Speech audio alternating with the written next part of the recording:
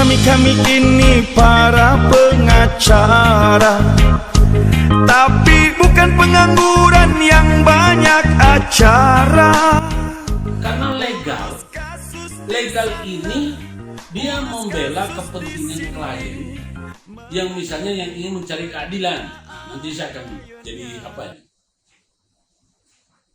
Tugas advokat sesungguhnya adalah mengadvokasi dan membela pihak-pihak yang menghadapi sangkaan, tuduhan, atau dakwaan di pengadilan dari aparat penegak hukum, baik itu penyidik, JPU, maupun hakim, atas adanya aduan pihak yang merasa dirugikan atau korban.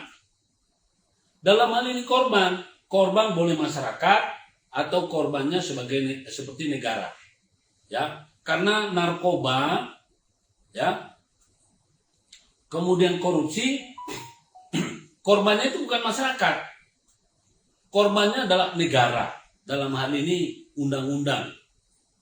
Jadi harus bisa dipisahkan. Teman-teman advokat maupun calon advokat maupun pemerhati hukum dan keadilan serta kebenaran, mari kita belajar, ya, mendampingi korban kejahatan untuk mencari keadilan yang bersinergi dengan APH guna memberi nasihat hukum atau arahan kepada korban kejahatan. Itu adalah tugasnya legal atau konsultan hukum. Nah, dalam hal ini para pengacara itu sebagian, mohon maaf, kadang-kadang tidak menyadari mereka tuh berada di mana. Apakah sekarang bertindak sebagai pengacara, advokat, atau sebagai penasihat hukum daripada korban. Penasihat hukum atau legal advisor, konsultan hukum, ya, bagi orang-orang yang merasa dirugikan. Nah, di situ baru dia bisa berkolaborasi dengan penyidik. Karena kenapa? Korban ini harus melapor atau mengadu kepada kepolisian.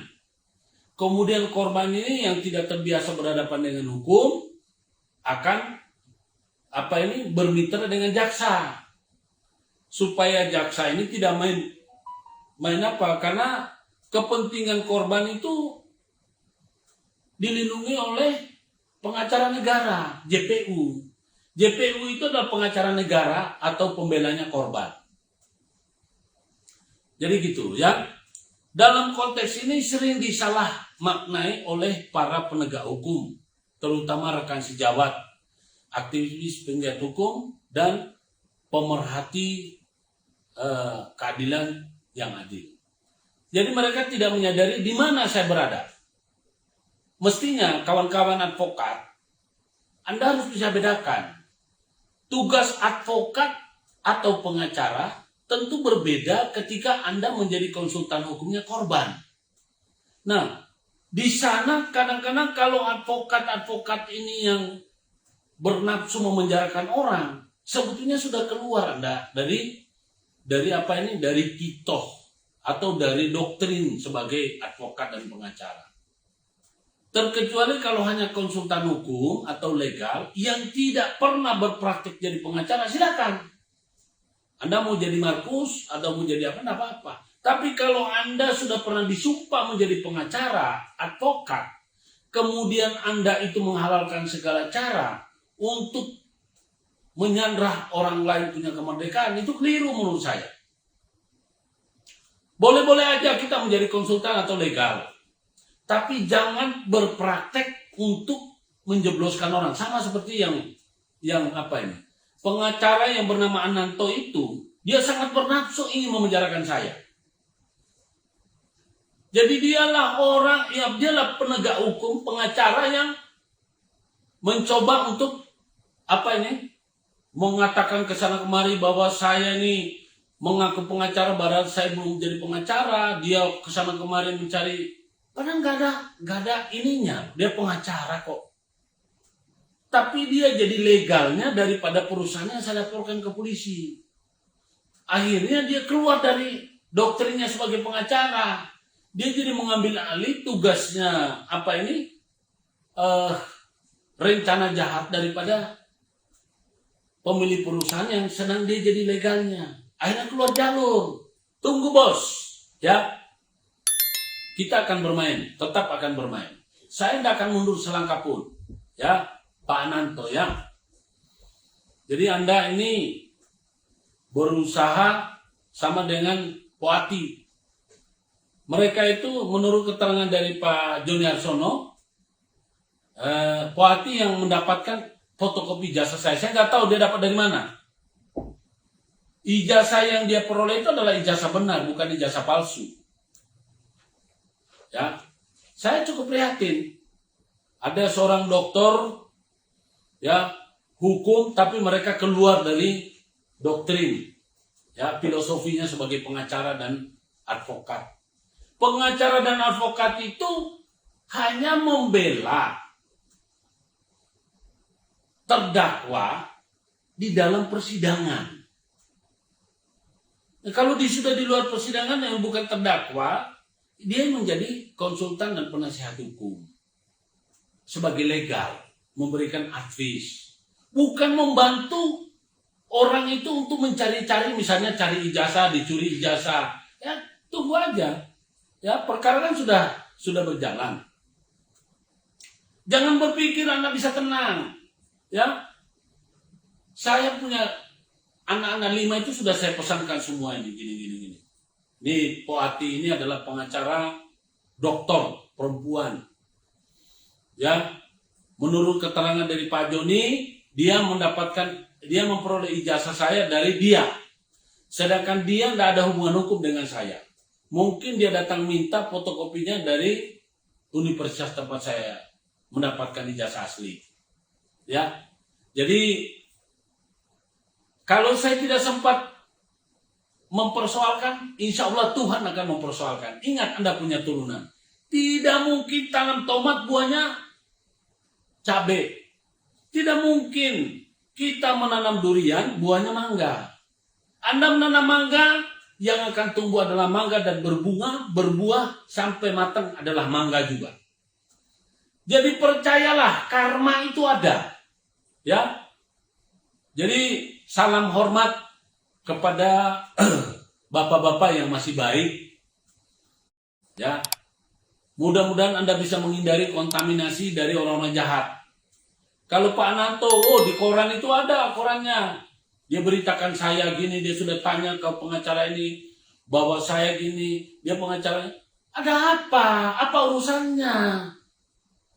Kamu saya pernah rugikan apa tidak? Sedangkan klienmu, saya tidak pernah rugi. Justru klienmu merugikan saya.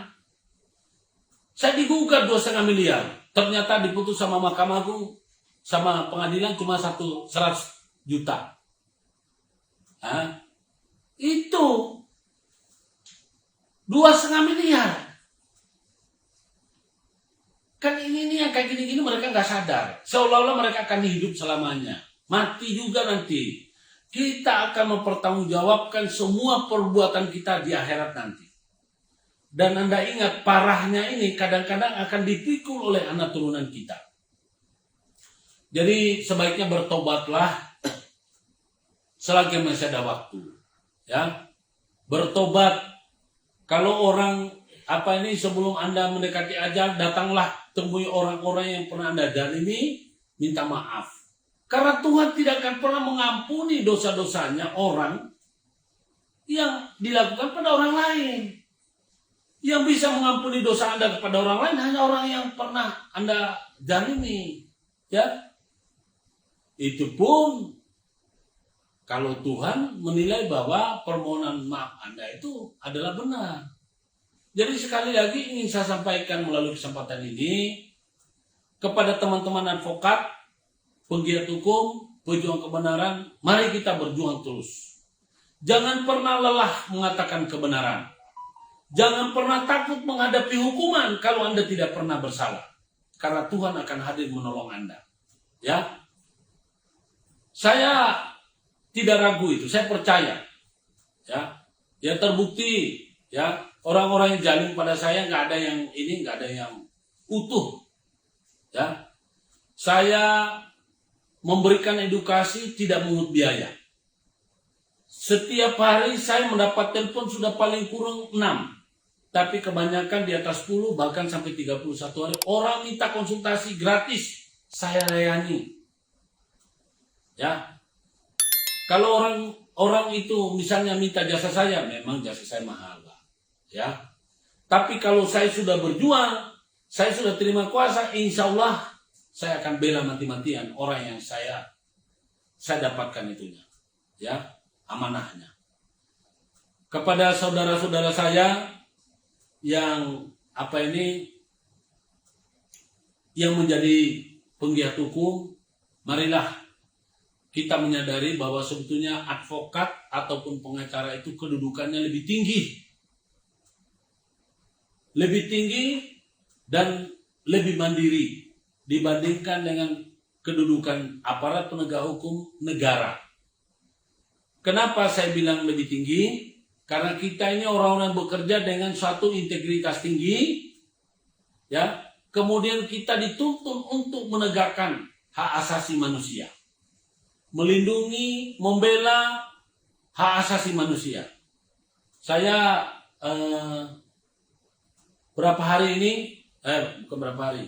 dari tadi pagi dari tadi malam saya mendapatkan telepon rata-rata orang minta bantuan.